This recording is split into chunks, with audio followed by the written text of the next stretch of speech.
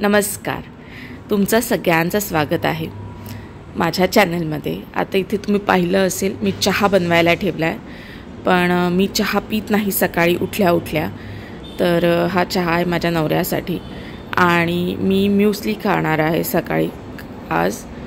तर हे muesli fruit nut and seeds असं आहे। तर याच्यात कॉर्नफ्लेक्स, नाचणी फ्लेक्स आणि अजून काय काय आहे आणि सीड्स आहे, ओट्स आहेत आणि हे जे टूटी फ्रूटी सारखं दिसतंय ते बोलतात वाळवलेले फ्रूट्स फॉर्म आहे।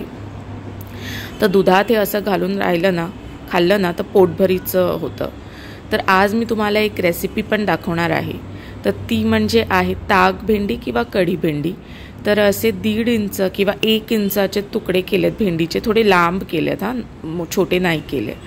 तर ते परतून घेतले तेलामध्ये आणि त्याच्यात एक आमसूल घातलं, 1 किंवा 2 घातलं, म्हणजे त्याला तार नाही सुटत आणि शिजवून घ्यायचं। हे होईपर्यंत ना मी एका बाजूला दह्यामध्ये मीठ, साखर आणि त्यानंतर धने जिरे पूड वगैरे घालून विस्क करून घेतलं।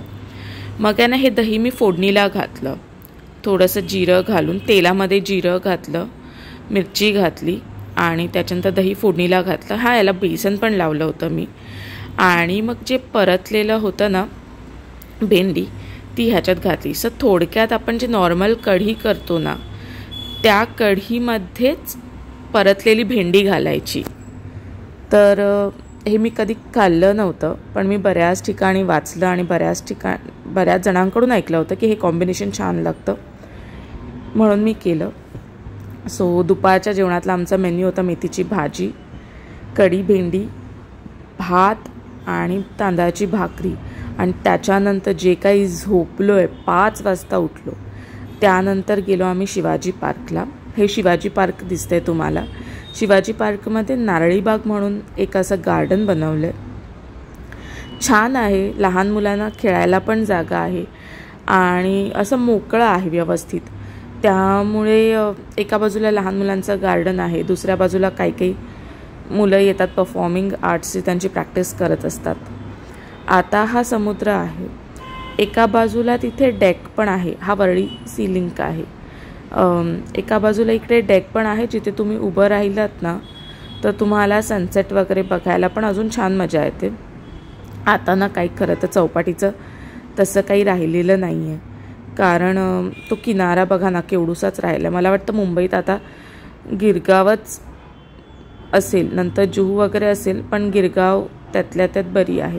तो डेक आहे जिथे उभं राहून तुम्ही सनसेट वगैरे असं बघू शकता।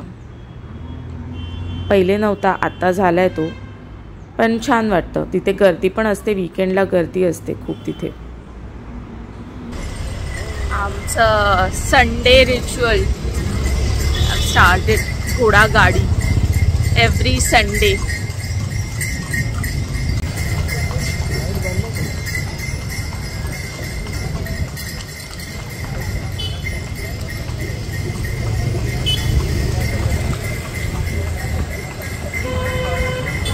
हॅलो, बोल। हे बात का घोडा गाडीत बघतो इकडे मार्केट तिकडे थांब, आता पुढे आलो आम्ही, थांब आलो तिकडे, थांब येतो आम्ही इकडून येतो।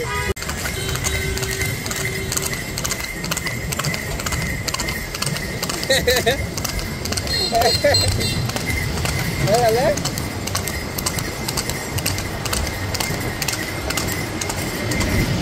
काय बोलू? हां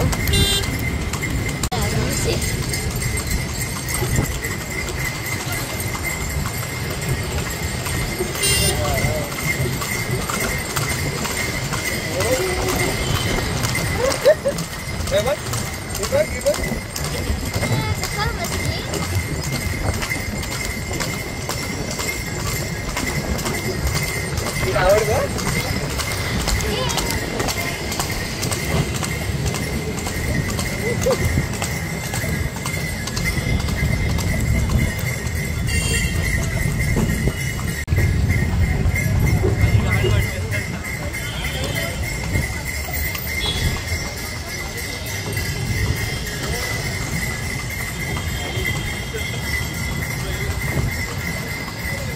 पुढे आले पुतळ्याची इकडे आशा आली आशा. आता आज वारा आहे ना ग्रीष्मा म्हणून दूर खूप उडाली आहे. हे प्रभादेवीला आहे काय सभा.